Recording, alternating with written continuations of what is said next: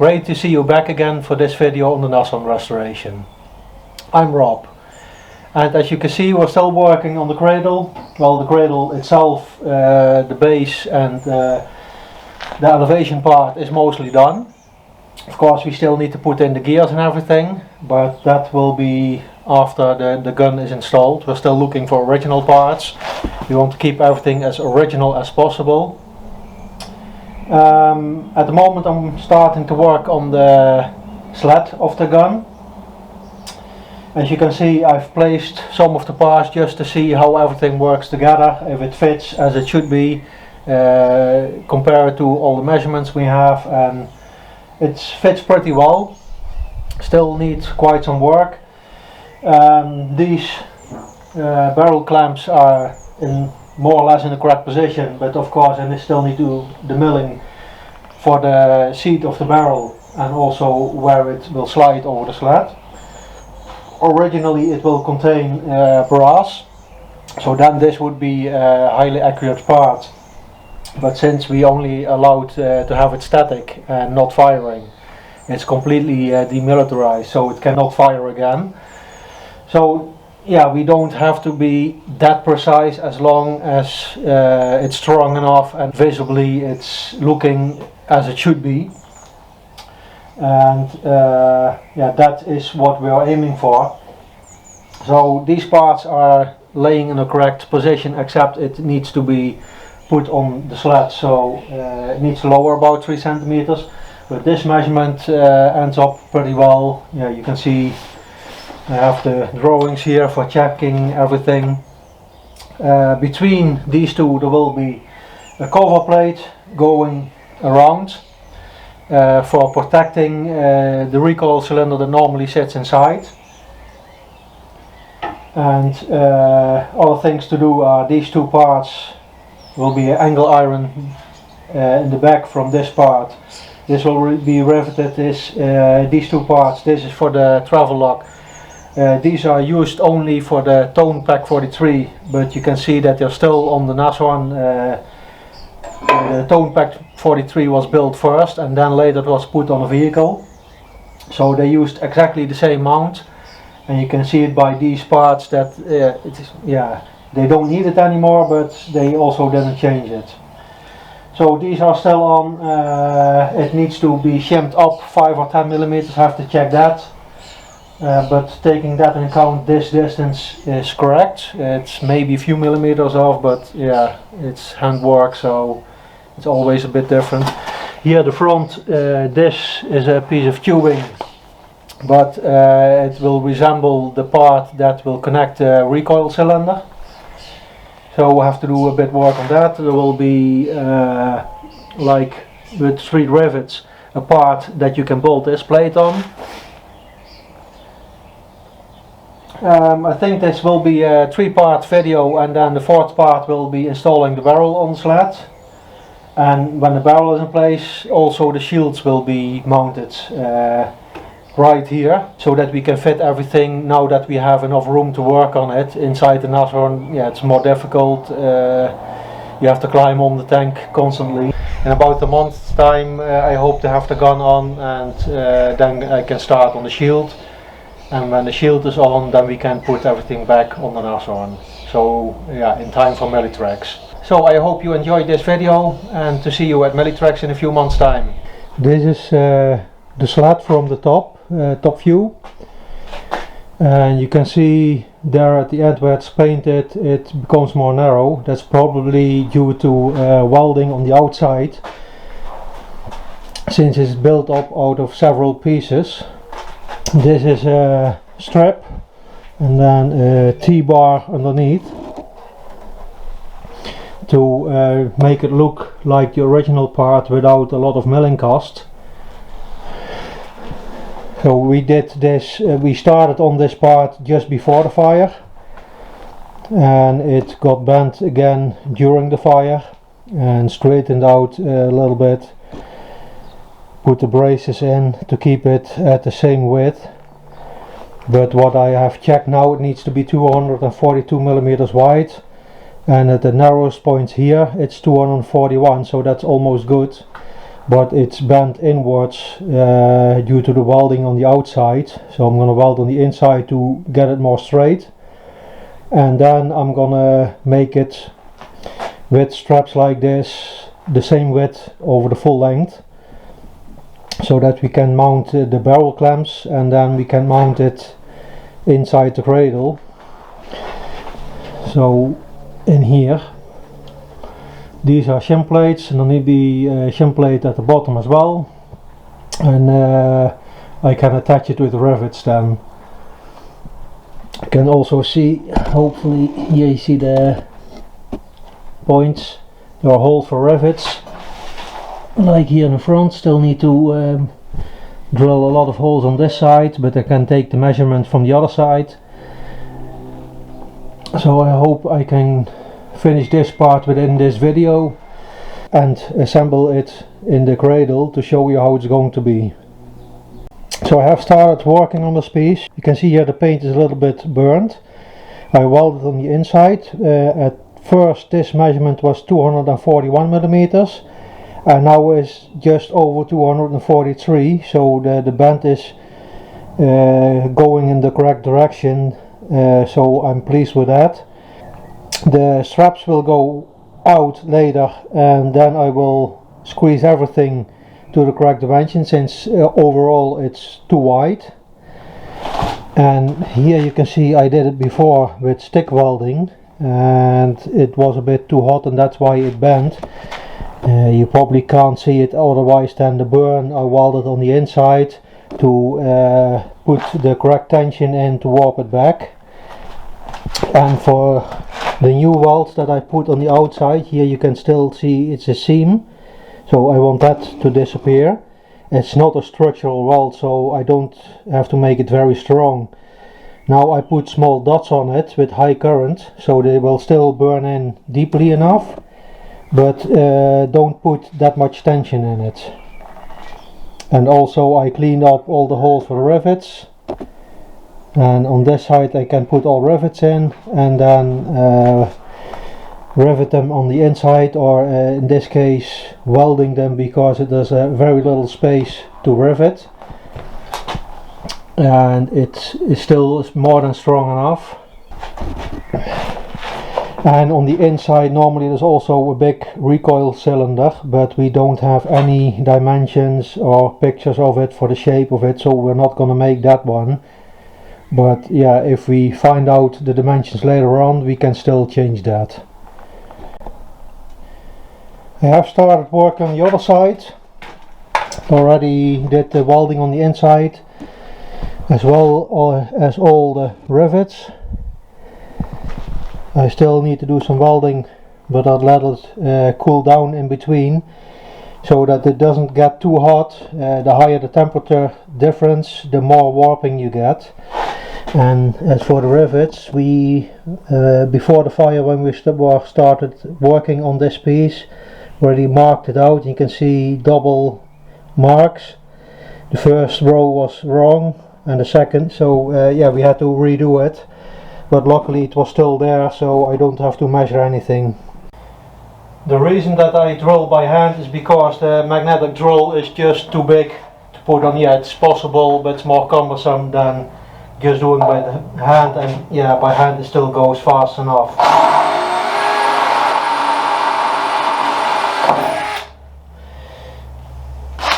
I'm also using a cutting fluid to make the cutting easier. And of course start with a small drill instead of going with the big one from the start. It makes it easier, so the bigger the hole, the more drills you use.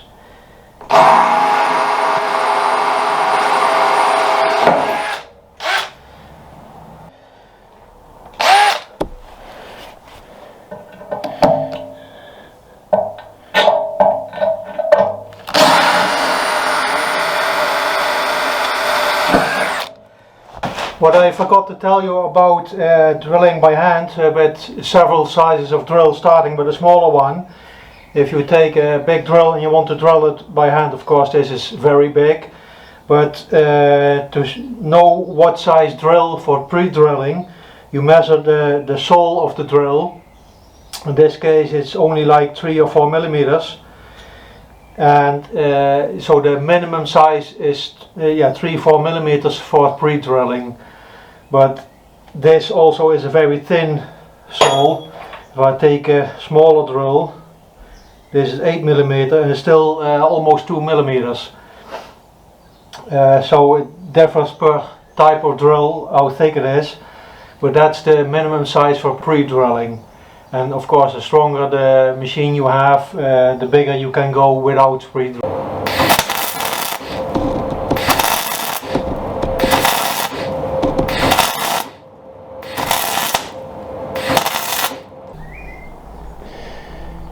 We've got all the rivets in, secured in place, welding is done, and if I turn it on its side,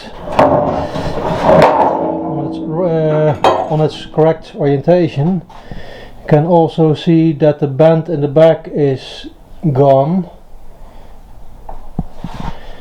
So also very happy about that. I'll have to let it cool down now completely, and then I can start correcting it in the width. So that's 242 millimeters, or just a little bit under it, so that the clamps will fit correctly.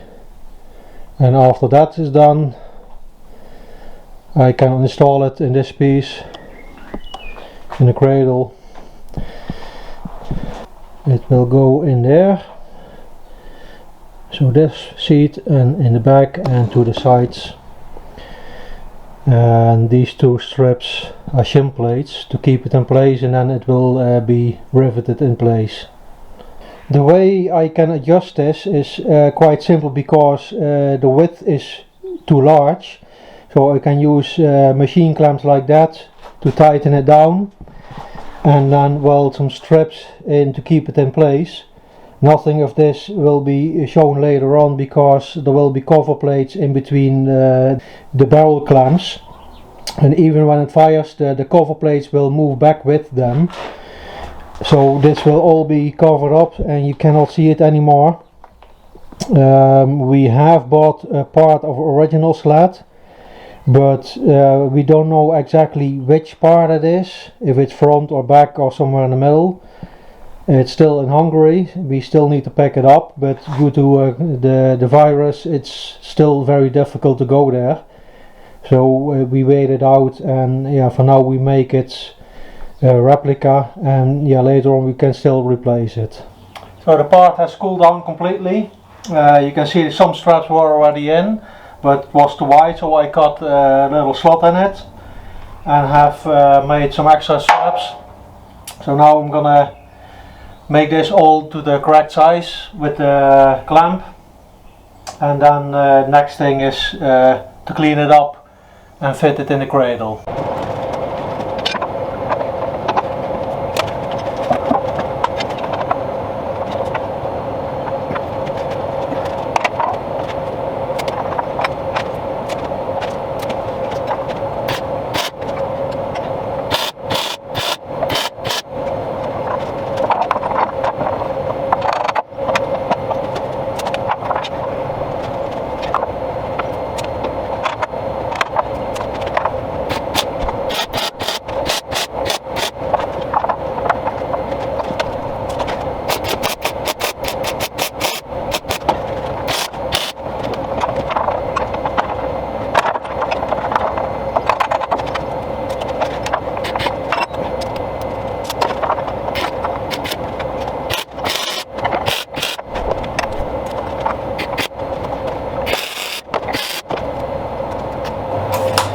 Of course, since this is not cleaned yet, I need to take care where I measure, so that I'm not measuring on top of a weld.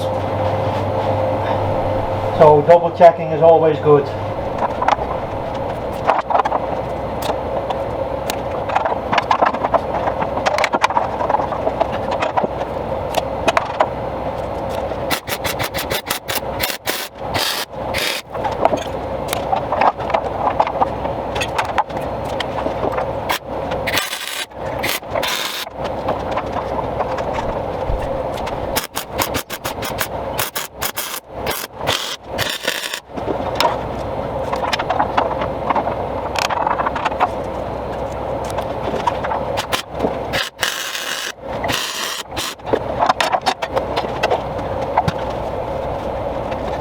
can see here, when I first made the sled a few years ago, it's a bit short, probably because the tube I used was shorter than I needed, and all the papers, all the drawings we had from then, they are gone. We lost them in the fire. But yeah, I have to weld a piece of about 10 centimeters on, so that's not a big deal. And then in between here there's a shim plate, underneath there's a shim plate, and of course here there will be 2 bolts, in front the same, and the other side as well. And what I said about the cover plate between them, it will also be between this and the breech block in the back. So the breech block of the gun will be about here, about 10 to 15 centimeters from the back, and then it's about 60 centimeters long, and that also will have like a sort of a clamp which will be resting on the sled.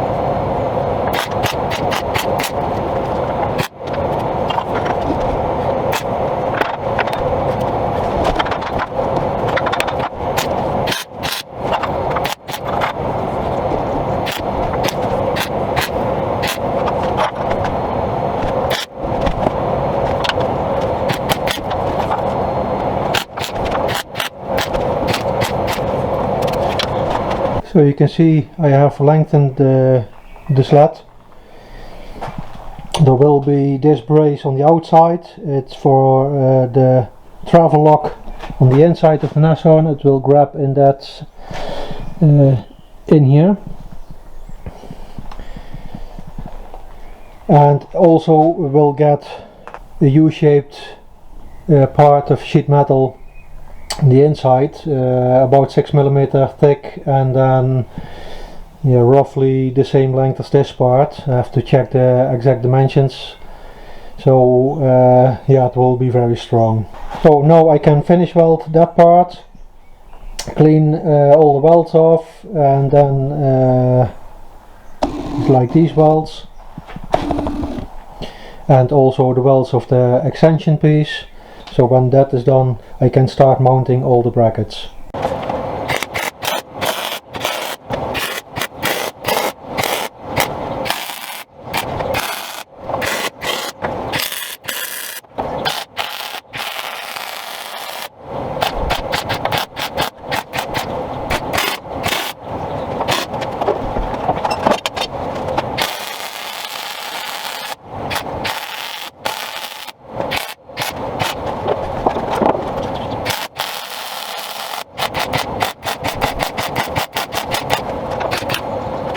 So now it's time for some grinding. Clean up all these edges and the extension piece I put on. This will be covered up by the bracket that comes here. So this bracket will be on like this. And for the grinding I will use the large grinder. First, just quickly taking off the bulk of the material and then putting it on like this, as flat as possible, so I get a more straight part. This way, because you have a larger surface area, it's easier to get it flat.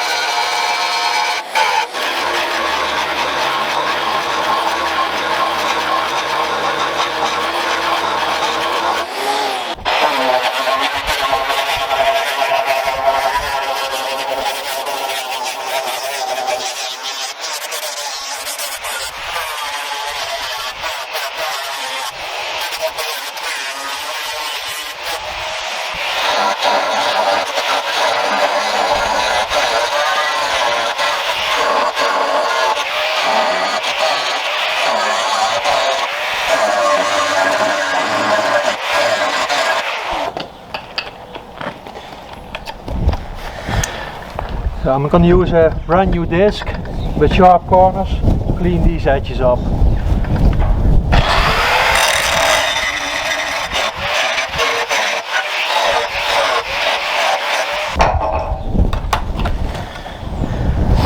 And then cutting disc for the remaining little debris of the tack welds.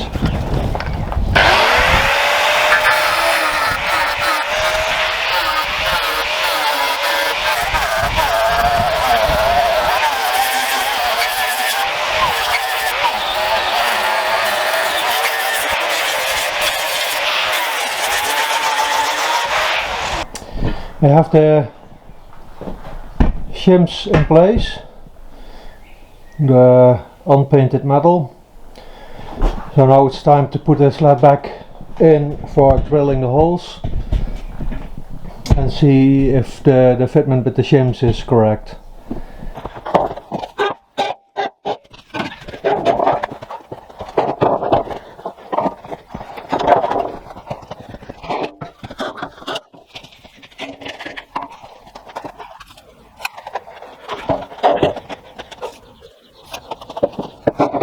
I want to get it as close as possible to the correct position, because if it's a tight fit, then it will be difficult to move afterwards. A few millimeters, so that's okay.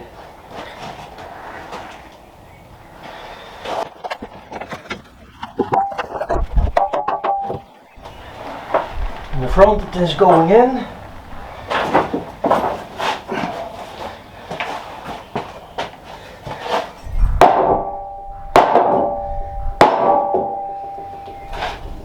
But not at the back.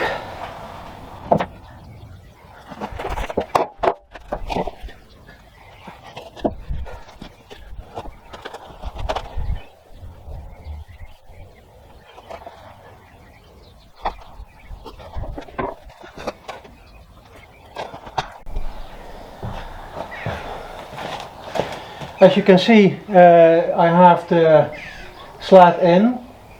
At full elevation, so there's a stop block at the back, so it will not be able to go further than that. But the traversing is about 30 degrees, so double of what it should be. Normally there's a block welded at the bottom, so it cannot go past 15 degrees. Also the gear is not longer than that. But yeah, I'm curious to how far it could go. And what could be the reason that they limited it to the 15 degrees. So I did make a post on Facebook and YouTube, and I've got a lot of comments from you, so thank you for that, and a lot of ideas to what it could be, and a lot of them also make sense and things that we didn't know before. So yeah, we will look further into that, and especially when everything is mounted back on the Nashorn, then it's more clear to how much space you have to the sides and everything. So you see there's a hole here, so there's a seat for the gunner that would be sitting about here, but yeah, by the looks of it there is enough room for that. So yeah, another thing was maybe the suspension got damaged if it's traversing too much, which you see apparently at artillery vehicles, that they limit the traversing for that reason. So yeah, it is a heavy gun for those times, so it could be. And another one was, another one was built for long range shooting. So yeah, it makes sense. I think somebody mentioned when you're shooting at 2 kilometers, 15 degrees is more than a kilometer wide angle. Yeah, so at that distance, 15 degrees per side, so totally 30 degrees is a lot. But we will see.